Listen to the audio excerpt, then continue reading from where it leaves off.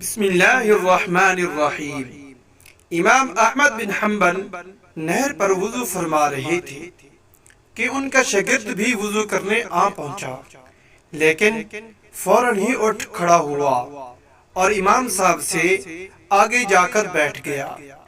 پوچھنے پر کہا کہ دل میں خیال آیا کہ میری طرف سے پانی بہہ کر آپ کی طرف آ رہا ہے۔ مجھے شرم آئی کہ استاد میرے مستعمل پانی سے وضو کرے۔ اپنے سگے چچا حضرت عباس رضی اللہ تعالی عنہ سے رسول اللہ صلی اللہ علیہ وسلم نے پوچھا کہ آپ بڑے ہیں یا میں؟ یعنی عمر پوچھنا مقصود تھا۔ کہا یا رسول اللہ صلی اللہ علیہ وسلم، بڑے تو آپ ہی ہیں، البتہ عمر میری زیادہ ہے۔ مجدد عرف ثانی رات کو سوتے ہوئے یہ احتیاط بھی کرتے کہ پاؤں استاد کے گھر کی طرف نہ ہوں، اور بیت الخلاء جاتے ہوئے یہ احتیاط کرتے کہ جس قلم سے لکھ رہا ہوں اس کی کوئی سیاہی ہاتھ پر لگی نہ رہ جائے۔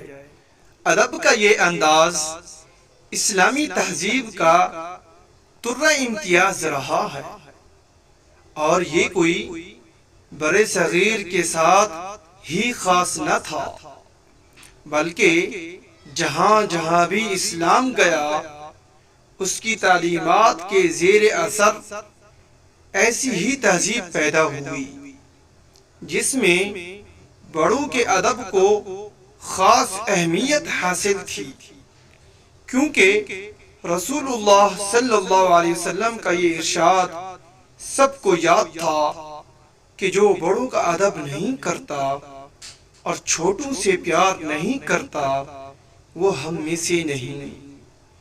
ابھی زیادہ زمانہ نہیں گزرا کہ لوگ ماں باپ کے برابر بیٹھنا، ان کے آگے چلنا اور ان سے اونچا بولنا برا سمجھتے تھے، اور ان کے حکم پر عمل کرنا اپنے لیے فخر جانتے تھے۔ اس کے صدقے اللہ جل جلالہ انہیں نوازتا بھی تھا۔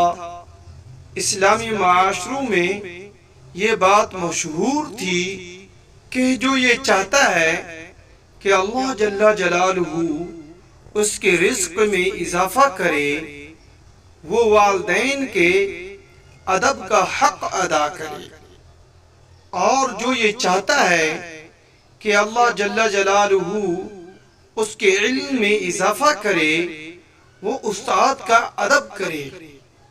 اگر یہ ہماری ویڈیو آپ کو اچھی لگے اس کو لائک کریں اور ہمارے چینل کو سبسکرائب کریں، بیل آئیکن کے بٹن کو ضرور کلک کریں تاکہ اچھی ویڈیو آپ کو بر وقت پہنچتی رہیں۔